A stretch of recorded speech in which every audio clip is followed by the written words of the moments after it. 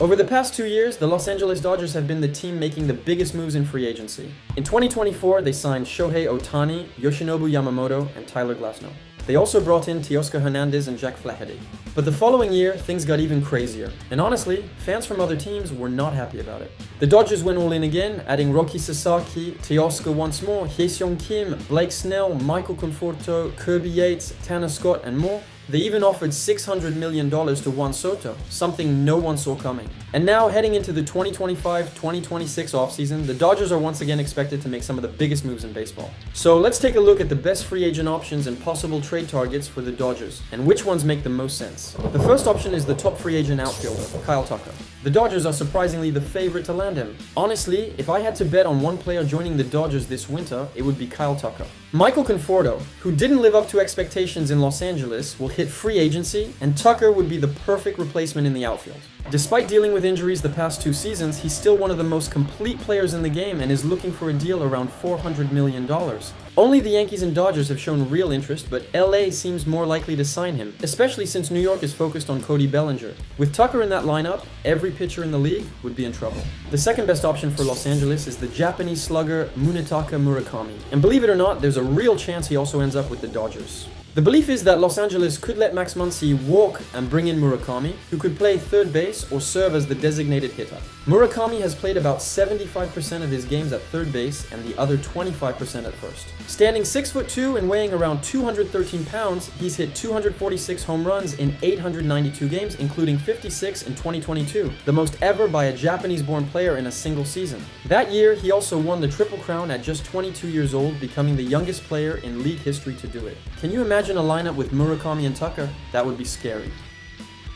Another great option, if they miss out on Murakami, is Kazuma Okamoto. With a likely hole at third base, the Dodgers will need a strong defender, and Okamoto fits that perfectly.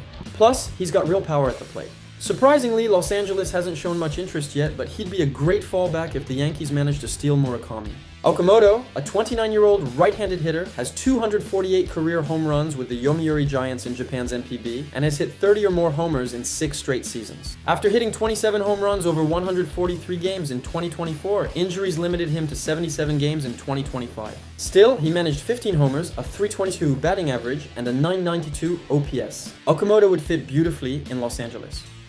The fourth best option is left-handed pitcher Tarik Skubal. Now, the Dodgers don't exactly need another ace, but according to reports out of LA, the team is among those who want Skubal in a blockbuster trade if the Tigers decide to move him. If that happens, I think a lot of teams would be panicking, and because it would make the Dodgers almost unbeatable.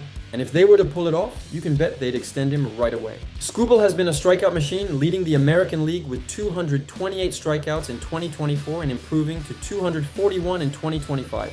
His ERA of 2.39 in 2024 and 2.21 in 2025 have established him as one of the very best pitchers in baseball. No wonder big market teams like the Dodgers are all over him. Skubal is arguably the best or second best pitcher in MLB, and adding him would be an incredible move for any team. The fifth best option for Los Angeles is Alex Bregman. Now, a lot of fans don't exactly love the idea, mostly because of his past with Houston, but the truth is, Bregman still brings great defense and a solid bat that could really help this team. Reports say the Dodgers are expected to show interest once again. They actually went after him last offseason, but the Red Sox apparently offered a better deal. He's not their top priority, but if they can't land one of the Japanese stars, Bregman becomes a very real possibility. He'd come at a lower price, and honestly, he could be a great fit in that lineup. Another option to cover third base, if they don't reach a deal with the names we mentioned before, is Eugenio Suárez. He's not the best defender, and his batting average isn't great either. His strikeout rate was 29.8%, the 6th worst in MLB. But here's the thing, Suárez is affordable, he's proven he can hit 40 home runs, and he can drive in runs. He's cheaper than Bregman, Murakami, or Okamoto, and he already knows the division well. The Dodgers haven't shown much interest yet, but if other options fall through, Suárez could definitely be a smart backup plan. If the Dodgers somehow miss out on Kyle Tucker, Trent Grisham could be a solid choice to reinforce the outfield. He's much cheaper, and his defense could be really valuable for this team. Grisham is coming off the best season of his career, and in the lower part of the Dodgers lineup, his bat could be sneaky good. He hit 34 home runs this year and drove in 74 runs, a breakout performance. Now let's talk about the bullpen, and this is where things get interesting. With Roki Sasaki likely returning to the starting rotation in 2026 and Tanner Scott not performing well as closer, the Dodgers will be looking for a new arm to lock down the 9th inning. One strong candidate is Robert Suárez. He has the option to opt out of his deal with the Padres, and he's expected to do it, mainly because there aren't many elite relievers available this offseason. This could be his chance to cash in big. Suárez's market value sits around $16.8 million per year, about $67 million over 4 seasons. This past year, he saved 40 games in 45 chances with a 2.97 ERA. Great numbers, but he lost his closer role once Mason Miller joined the Padres. Another name to watch is Edwin Díaz. The Puerto Rican star will also opt out of his contract with the Mets after one of his best seasons ever. Díaz saved 28 games, posted a 1.63 ERA, and struck out 98 hitters in 66 innings. He's still one of the most dominant closers in all of baseball. His market value is a bit higher than Suárez's, around $18.3 million per year, roughly $73 million over 4 seasons. And then there's Devin Williams, a much cheaper option at closer. He's coming off a rough year with the Yankees, but make no mistake, this guy is still one of the nastiest relievers in the game when he's on. Williams has a strong track record of dominance in the National League, and wearing Dodger blue could be the perfect redemption arc for him. Unless the Dodgers somehow decide to keep Roki Sasaki in the bullpen, which is unlikely, they'll need to fix what remains a shaky relief group. Williams could be a great solution, and he'd cost just about $7 million per season. Finally, one last name supposedly on the Dodgers' radar is Shane Bieber. But to be honest, that move doesn't make much sense. They already have Yamamoto, Ohtani, Snell, Glasnow, and Sasaki lined up for next season. Adding Bieber would be unnecessary and expensive.